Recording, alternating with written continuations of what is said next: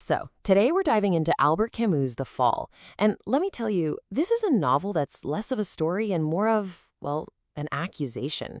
It's short, it's sharp, and it's deeply unsettling because it's basically one long monologue, one confession told to a stranger in a bar. And that stranger? Yeah, that's you. And just like that, with that one line, you're hooked. Just picture it. You've wandered into some seedy, dimly lit bar in Amsterdam, and this incredibly charming, almost too charming man strikes up a conversation. You have no idea who he is, but he seems to know exactly who you are. And this one conversation, this single encounter, ends up being the framework for the entire novel. Over a few days, this guy just completely unpacks his life for you. But the whole time, you've got to be wondering, what does he actually want? Why is he giving you this massive, elaborate confession? Now, the setting here is so important. Camus didn't pick it by accident. Amsterdam, with its canals spiraling out in circles, it's like a labyrinth of water and fog. He even calls it a bourgeois hell, all damp and cold. It's the absolute perfect backdrop for a man who's trapped in the circles of his own mind.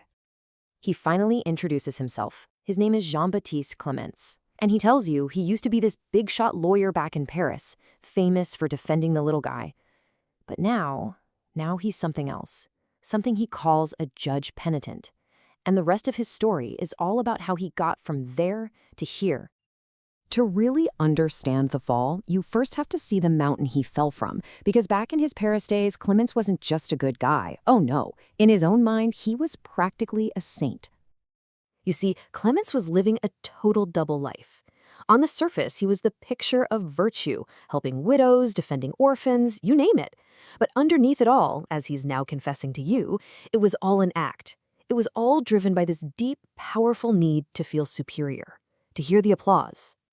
And this quote just lays his whole mindset bare. His so-called goodness was never really about justice. It was a tool, a way for him to put himself above everybody else. By defending the poor and the guilty, he got to judge the judges themselves. He was living on this self-made summit, just looking down on all of humanity. And wow, he was a great actor. His whole day was a performance. These little public displays of kindness, helping someone cross the street, giving up his seat, they were never spontaneous. They were all calculated. Each one was just another brick in this giant monument he was building to himself. But here's the thing about living that high up, on a peak of your own self-satisfaction. You're basically balanced on a knife's edge. It would only take one tiny moment, one little crack in that perfect facade, for the whole thing to come crashing down. And that moment, well, it came late one night in Paris. Just one single sound echoing in the darkness was enough to completely unravel his entire existence. So picture this. He's walking home, feeling great about himself, totally satisfied with his life. He's crossing the Pont d'Arts bridge, and he passes this woman. A few moments later, he hears it, the unmistakable sound of a body hitting the water, followed by a cry. And what does our hero do, our great defender of the weak? He stops, he listens, and then he just keeps walking. He did nothing. And in that single, deafening moment of inaction, the perfect man he thought he was just died. The illusion was shattered. For the first time, he was forced to see himself for what he really was. That night absolutely haunts him. But it doesn't come back as a simple memory. No, it comes back as a sound, a mocking laugh that seems to echo across the water. It's the sound of his own hypocrisy, a judgment that he can never, ever outrun. And it's that laugh that finally drives him into exile in Amsterdam. So, what happens when the mask of a saint gets ripped right off your face? What do you become then? Well, Clemence's solution is as brilliant as it is completely perverse. He just invents a whole new role for himself, a brand new way to feel superior again. So now his entire world is this prison of his own making. He literally compares the concentric canals of Amsterdam to the circles of Dante's hell. He now sits at the very center of his own inferno, a place of constant judgment with no way out. And this brings us to the core of his new identity, the judge-penitent. The logic here is twisted, but it's powerful.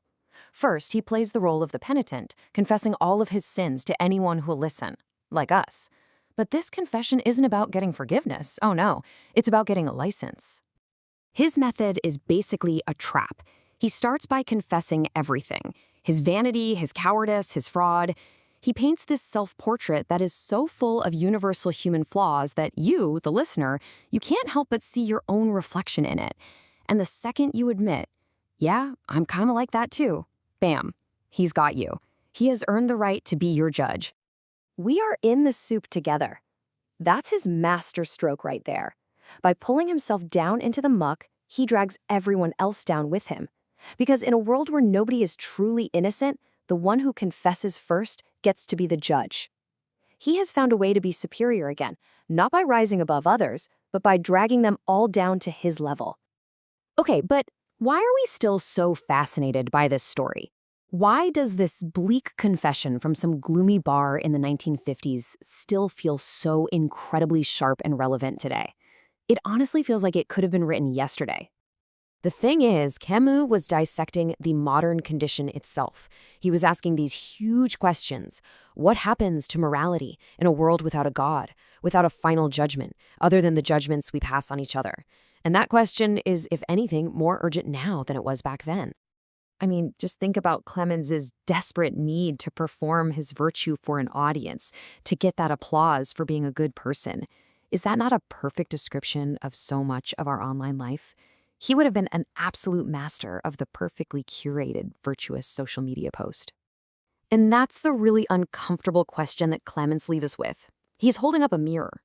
Are our acts of charity, our public declarations of support for this or that noble cause, are they truly selfless? Or are they maybe just a little bit about making ourselves look and feel superior?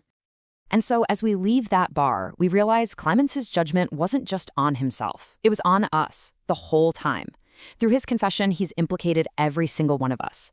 And the question that he leaves hanging in that misty Amsterdam air is one we all have to answer for ourselves.